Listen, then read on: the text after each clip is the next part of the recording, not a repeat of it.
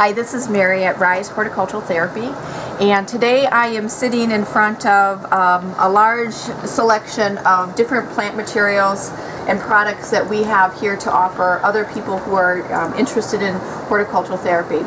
So maybe you have taken a couple courses, you've learned about horticultural therapy and you'd like to start, or you have volunteered or you've done some sort of horticultural therapy and you'd like to continue on with it and don't really know where to begin. So we provide a lot of different types of materials, anywhere from seeds to cuttings to even actual plants in our little trays here that are rooted and ready to be up potted. And so when you order these types of things, you may wonder, what do I do with them when they come to me? So everything that we provide is something that we have utilized in therapy sessions. So there's a lot of different things that we have done. I've worked a lot on some stroke victims, people with visual impairments, traumatic brain injury, some with developmental disabilities. And so the one thing that I know when I've done my projects is I think they might take a half hour, and then in all reality they take anywhere from 5 to 10 minutes. So one of the things that we've done is kind of created some steps. So I wanted to show you some of those things that you might do. And it is a learning process.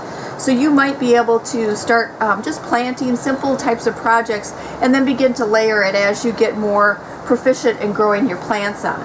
So for example, one of the things that we do is I will have some of my clients take cuttings in the greenhouse, or I'll go through and take cuttings in the greenhouse when I'm actually going on site somewhere in the community. And for example, let's say I want to see if they can follow directions. So I might take my cuttings, which when you get your cuttings would be a larger amount than this, but I might just kind of throw them all together and leave them on the tables in piles and ask them to either separate them out by color, by texture, sometimes by smell, and see how well they do. So you're getting to know your client. And once you do that, then you have that opportunity to plant them either in one of these trays if you ask for one of those trays, or you might have small little pots that they're going to be potting them in.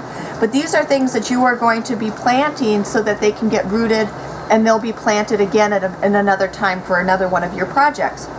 That I do is if I'm working with stroke victims, sometimes I'm looking for hand-eye coordination, or what happens is when they begin to fill their tray up with plant materials, they may not be able to see if there are any openings. And so I look at it as staging. I have one lady that comes in and she does some cuttings, and one of the things that I notice over time, and I make sure that I am very vocal about it with her, is the fact that, you know, when she first started planting, she stuck everything off to the side, or she took 4 or 5 cuttings and put them all in the same hole, and she missed a lot.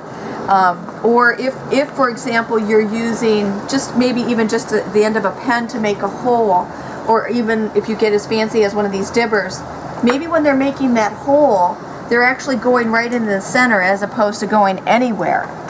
That might be one of your directions that you're looking at for them to follow directions, is to say, put the hole in the center and then stick your cutting inside.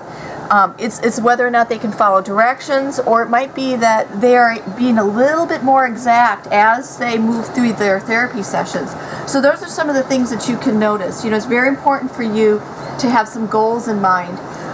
You know, I'm looking not only at the social aspect of me working with my clients, but emotionally, sometimes the smells of the Centrodrenium are very important, and also sometimes the physical portion where they are actually taking these cuttings and getting them right in the center. Or when I tell them 3 cuttings in a hole, they are able to put 3 of them in the hole. Some people are not even, some of my clients can't even count to 3. So if we're getting to that point, those are things that are really, it's just monumental in goals for some of these people. So those are just a couple ideas as far as the cuttings go, what you might be looking for. I also have just a plastic spoon and some of this germinating mix. For some of the visually impaired people, I like them to be able to feel the trays, feel the empty holes, and then they might be the ones that are actually filling the trays. They can push down on the soil a little bit and keep filling it up until they can feel the soil line on the holes, and so that might be a nice task for them. They would easily be able to find each one of the holes in their with their hands to be able to stick a cutting in. You know, sometimes it's not about being that exact, but it's about the process.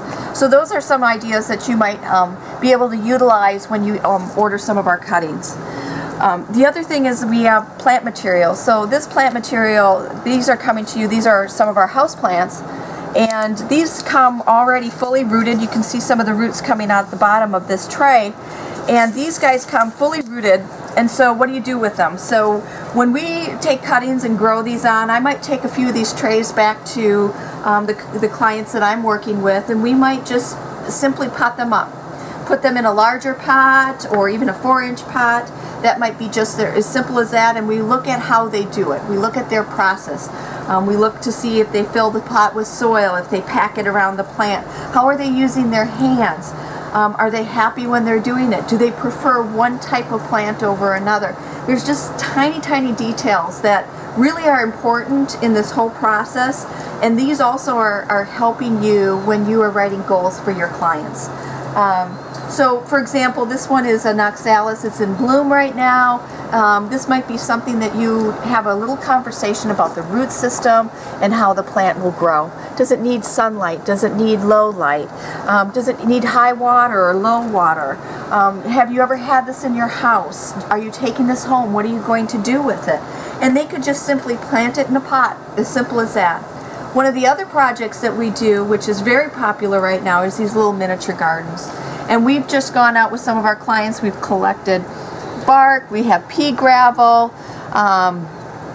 we have just some little silly little stones that I might have got at the dollar stores, a couple seashells, and they literally just plant them. This is an old saucer. It doesn't have a drainage on there, so watering might be important. You can use a clay pot, as simple as that. You don't have to get all fancy.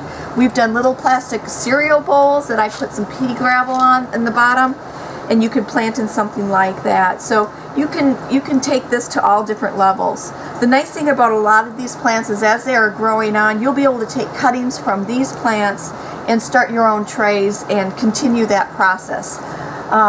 There's also succulents. It's another choice of a tray that you could order from us. These are really, really pretty. They're great to grow outside gardens. They're great to grow throughout the winter.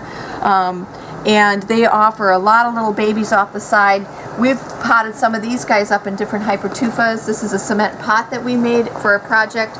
And then we took our cuttings that everyone had planted. We grew those on. They have roots.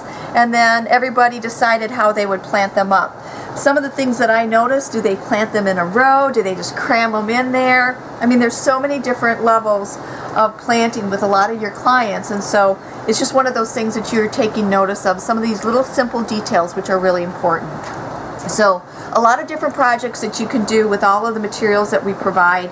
We give you everything from plant materials to soil to plastic trays, even the pea gravel if you need it, or we'll give you a nice grocery list for whatever you may need for the project that you're going to be doing. So please visit our website, call us direct if you have questions. We're happy to help, and have good success with horticultural therapy.